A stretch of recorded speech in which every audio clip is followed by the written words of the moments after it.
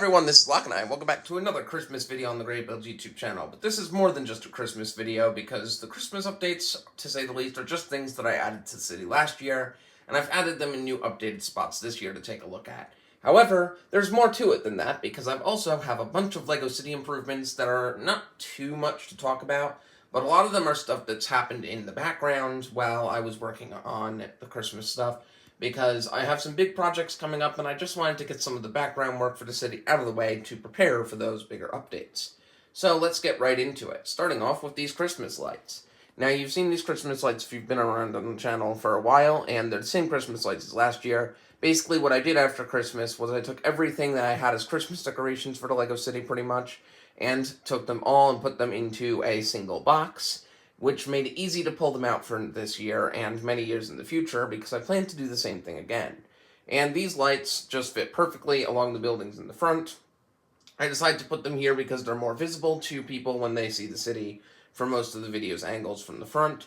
And I also put one across these lights here at the train station with some minor modifications to make it work.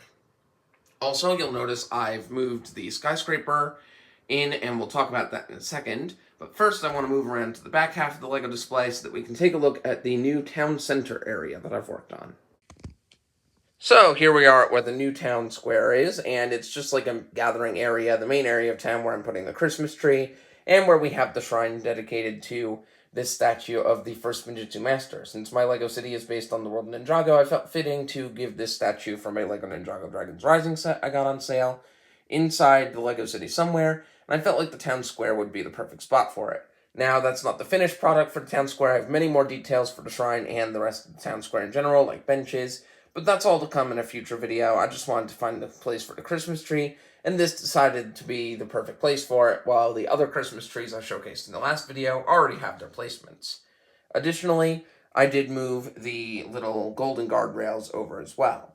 Now, you can kind of see across the street from here that the big skyscraper was moved, and I decided the taller buildings in the city should be put towards the middle of the city, as opposed to all of the areas around the outside of the city.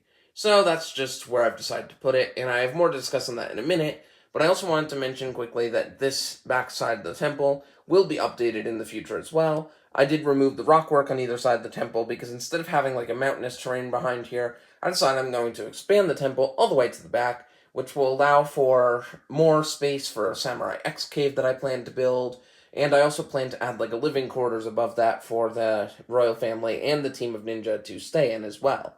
Kind of like a monastery, but in this case it's just a royal temple that I'm using the Spinjitzu temple from the LEGO Ninjago core sets for. Now let's move on to the other side to discuss even more of the changes to the LEGO City.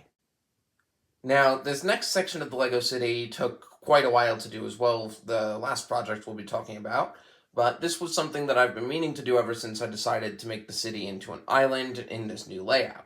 And that is, down here, I have added in the rest of the details to the seawall. And this goes all the way across the front side of the LEGO City, going all across the edge, and you'll see that I've added a brick and a tile's worth of extra height, as well as the lamps are now raised off the ground, and I've added some of these little life preservers across the side just to make it look more ocean-like. And of course, this goes all the way around the area with the harbor, and the color of the life preservers changes in the harbor to yellow to match the blue, white, and yellow color scheme of the Caribbean Clipper and my custom Destiny's Bounty.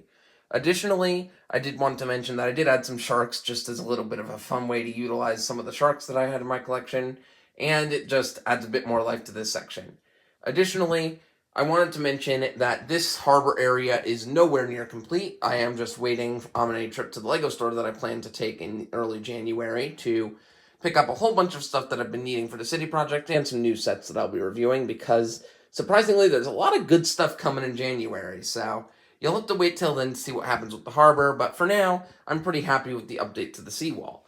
And the final thing I want to discuss is mainly this area in the middle here. And that is just a bunch of area of sidewalk that I've now covered up. I wanted to have a bunch of space back here for alleyway fight scenes in my stop animation that I plan on doing. And while the building arrangements aren't final, this by far took the longest out of all of the projects to do. And of course, it is at the same height as all the other sidewalks for this half of the side here, and it's just 2 plates and a brick total height, and it allows me to do these cool angled plates over the track here to create a smooth, evenly lined up area for this back alleyway. Now, the other alleyway across the way from there, I've decided to do a little bit differently. And that's because I wanted to have an alleyway at a different height than the rest of the Lego City to just add a little bit more detail and depth to the area. I also decided to finally make a back for the little apartment building there, and I just matched the colors going around the back and added a yellow door to match the yellow door at the back of the deli building. And this pretty much completes this corner of the Lego City. I don't know what I'm going to do on the other side of the road there, but I do have a plan that involves some of the other things that I'm picking up on my January haul to the Lego store. And of course, there are steps leading up to the train station. Now you'll see there's still an empty gap here, and that's for a future building that I plan to build for the city in the future.